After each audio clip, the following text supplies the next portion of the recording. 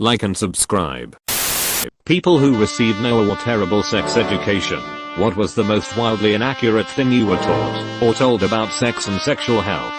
My teacher would say, a glass of water is the best contraception. You don't drink it before or after sex. You drink it instead. Mine brought in and cut up condoms to show us how flimsy and useless they are. There were so many pregnant girls in my graduating class. Just look at how flimsy these are. Asterisk CUTS condom with SCISSORS asterisk. I was in life management class during my 10th grade year. We had just started a lesson on pregnancy when our teacher pulled out a picture diagram showing the difference between a baby developing after vaginal impregnation and anal impregnation. I inquired about the booty baby and our teacher claimed it was a result of anal sex and said baby could but should not develop in the anus.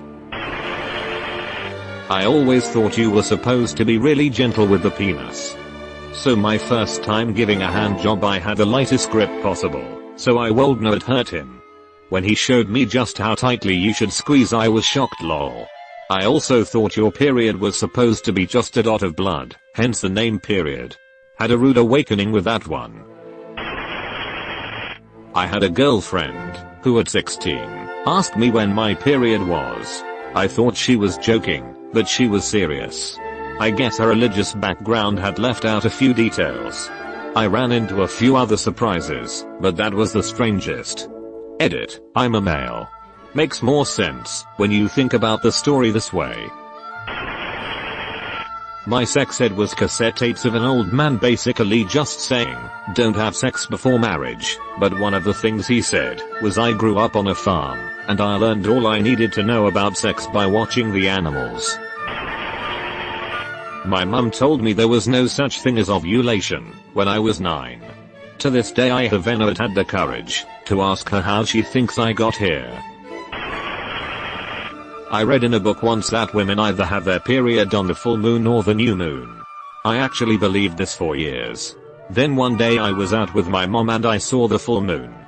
I said, I guess all you women are having a bad day today. She was like, what do you mean? Because all women have their periods when the moon is full. She laughed. We are not freaking werewolves. Oh. If you have sex in a hot tub, you cannot get pregnant. When you go to sleep, your period stops.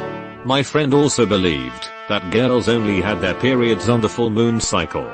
These are things I had other people come to me about because they had no sex ed, and I was the one friend who actually learned something from their parents.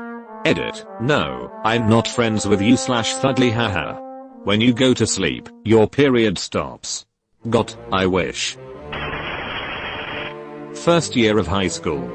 In 2012. Women can get pregnant by masturbating. See, when they masturbate, they start to create spermatozoon and they get pregnant. Mind. I'm blown. Semicolon. Edit, to clarify, this wasn't in the USA, it was in France, and in a public high school. I'm not sure if the guy was a teacher or a special intervenant, but he was a full-blown grey hair mid-40s / early 50s adult. Basically the guy asked who believes women can get pregnant alone. And no one raised a hand, and then he explained us that when women get excited, they get wet, and in the wetness they carry little spermatozoon, and can impregnate them. The room was dead silence for 45 minutes. We got out of there like WTF. If it reassures you, I don't think anyone believed what he said on the subject. It is surprising how many people both male and female alike think that women urinate from the same hole as you menstruate from. Also for a long time I thought testicles could move around freely in the sack and switch sides whenever, until I tested it out on an unsuspecting boyfriend. I got confusion and disbelief and laughter. I am just glad I did not hurt him honestly. Edit, I know what a torsion is IRL. I gave it to a different boyfriend but it was because we went a little too hard one night, and not because I was twisting his balls around like some Benoit.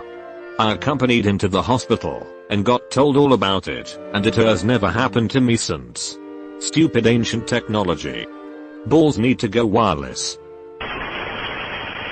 Our sex ed teacher also taught history and turned anal into a civil rights abuse.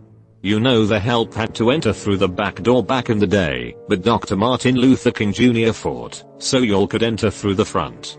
So stay out of the back of the bus and park your you know what up front. Every guy I've dated has an I have a dream speech that contradicts this. Edit, gold. Anal gold. Thank you, awesome stranger. They taught us that, if you have sex, you are dirty and disgusting. It became confusing to me as a child to be excited when someone announced they were pregnant. I thought it was only good if you ended up pregnant. Condoms are latex and latex is like a net, so all condoms are full of holes, so the only safe sex is married, sir. We then all threw a giant sperm puppet through a basketball hoop to demonstrate how obviously useless condoms are. We also did the tape thing, the passing around of an unwrapped piece of candy. It was a cherry cordial Hershey's kiss, got shown slides of genitalia with untreated STDs, and got exactly zero useful or even true information. Also, the giant sperm puppet was made out of a horrible orange and black quilting fabric, and had googly eyes for some reason. My husband affectionately refers to my sense of style as a Ugortski, so we can see how well that worked. Basically sex equals your life is ruined, and there's nothing you can do about it then. Little bit inaccurate. My middle school teacher told the class that condoms were not effective at all for protecting against STDs and only worked 50% in stopping pregnancies, and that anyone who told you otherwise was a diseased pervert trying to trick you into sex. Abstinence teaching, ladies and gentlemen. That you can get pregnant from hugging, and that you can get AIDS from kissing. It was 1999, when it had been proven that HIV was not spread through casual contact. We had a guest speaker come in to talk to all of us about keeping our purity. This was an all-girls Catholic school in 2005. The speaker told us that girls who have sex before marriage are like paper cups. They are meant to be used and thrown away and forgotten about because they have no value and are not worthy of being treated with respect. Girls who have sex once before marriage and then repent are like a chip mug. Someone has damaged them, and a lot of people want to see their value, but someone out there might still want them. Girls who save themselves for marriage are like teacups. They are beautiful and priceless, and someday a man will see how valuable they are, and treasure them, and shelter them, and keep them safe. This was absolutely the last thing I wanted to hear as a 15-year-old victim of sexual assault who already had terrible self-esteem to begin with. I am 28 now, and I still struggle with feelings of shame and disgust surrounding sex and my own body. Not me, but my sweet mate in college. Girls should jump up and down after sex to avoid pregnancy. Also, he told the girls to have an aspirin with coke before or after sex to avoid pregnancy. They played a movie and said talk to your parents or preacher if you had questions. She graduated with 3 girls who had children already. So, yeah, all that jumping up and down didn't exactly work. That girls just pee out the semen. Like, no, you don't pee out of your vagina. That was in middle school. High school was more scare tactics. Every time you have sex with someone, you have sex with everyone else they had sex with. Also a lot of lessons about HIV and AIDS, but no other STDs. And a lot of misleading info about the effectiveness of various types of birth control. It was very much I won't tell you not to have sex, but I also won't tell you how to do it safely / how to prevent all of these horrible things I'm telling you about. I heard that peeing after sex is useful to prevent getting a UT. Kinda late, but got a chip in here. I taught that a woman releases a special chemical in her brain during / right after sex that makes her attached to the man for the rest of her life, because he made that happen. Only women though, and only your first. My parents were so hellbent on this at me, and my mom often argued about it. She was adamant that I could barely know the guy, yet this would happen.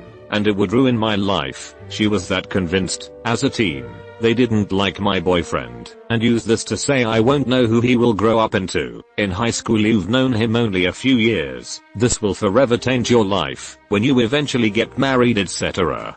Very strong belief they hold. Many other misconceptions as well, but that's the craziest. Others include *tampons cause infertility because the ovaries cannot air out. *having cold feet outside leads to infertility by freeze damage to the ovaries.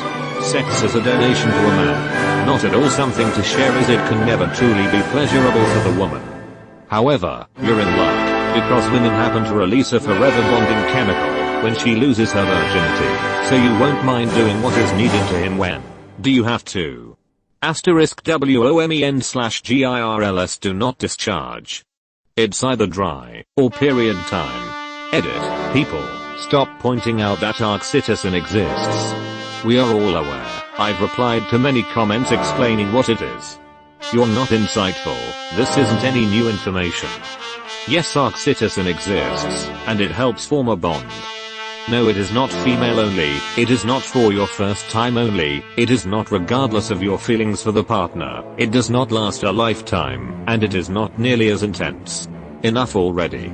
Freeze damage sounds like something straight from a RPG. *YOUR ovaries received 32 freeze damage. From my sophomore year at a Catholic high school. Condoms can't prevent STDs, because condoms are made of atoms. The viruses travel through the gaps between the atoms and infect you. She even drew a bunch of circles on the blackboard as the condom wall, and then put dots with arrows to represent the viruses traveling through the atoms. Catholics are usually pretty good at accepting science, but this was just the dumbest thing I'd heard. What gave it extra irony was that in our biology class, we were concurrently learning about the chemical composition of viruses and bacteria, so apparently viruses are smaller than the matter which comprises it. I complained, but as far as I know, that moron continued to teach her lies and anti-abortion propaganda. Edit. Okay, I'm really sick of the edgelord atheist replies I'm getting. So rather than address them all individually, here's what I have to say on my Catholics are usually pretty good at accepting science comment. The church's official stance on evolution and other scientific theories which have a lot of religious-based opposition is in support of the scientific fact. I'm aware that their history in the Middle Ages is sketchy, but let's remember that we don't ditches in front of our houses anymore. We've progressed since then, even and especially Catholics. There's 1.2 billion Catholics, so of course not all of them are scientifically literate or supportive. I'm only talking about my general experience with them, and what I know about the church's official stances. Just FYI, American Catholics are far more likely than any other denomination to accept evolution, for example. So cool it with the inflammatory nonsense. Yeah, it'll make me embarrassed to be an atheist. I received absolutely no sex education. I was raised a religious fundamentalist, married at 19 to a girl that was as ignorant as I was, and lost our virginity on our wedding night. Married for 13 years. I learned what and where a clitoris was from my second sexual partner at the age of 32. Probably the biggest thing that ed me up was learning girls don't actually want sex, it's something they give up for guys they like. And guys who want sex from girls are manipulative assholes who aren't interested in girls' personalities. I blame movies and TV, and a lack of openness about the subject from my parents. Eventually though I learned that it's totally possible, as a guy, to both want sex *A and D*, be a decent respectful person. Another big one was that female sexuality isn't just centered around men. Girls have a sex drive too, and have their own needs to fulfill. I had a bit of a wake-up call when a girlfriend told me I can just say I want to have sex instead of awkwardly trying to romance her with random compliments. I also realized I'd been under the impression that when she asked *me* if I want to have sex, that she was telling me what she wanted, not offering to do me a favor. When I got my curse period for the first time, I asked about tampons. It just seemed like it would be less messy than pads. Also, my periods were very inconsistent. I would go without one for a few months, then have my period for 3 to 4 weeks in a row with heavy flow and terrible cramps. Tampons would have made life easier, but my mom insisted I couldn't use them, because I was a virgin. SMH. You've been visited by the ghost of a very important man. Pay your respects by liking and subscribing, and he'll grant you 3 weeks of good luck.